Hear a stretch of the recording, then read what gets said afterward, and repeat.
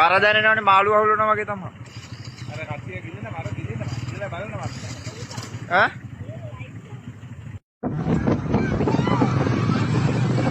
වෙනල් ආවේ. අපි පිළිපදිනේ නම් ආවේ. දැන් මොකද්ද මෙතන සිද්ධ වුනේ?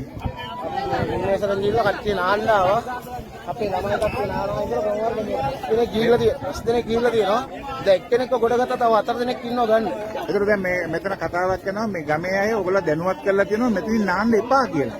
ඉතින් එහෙම තියෙද්දි අය ඕගොල්ලෝ වතුරට බැස්සේ. අර බෝඩ් ගහලා බෝඩ් ඔක්කොම දාලා. එතන බෝඩ් මේ ගෑනු දෙනෙක් කෑ ගැව්වා.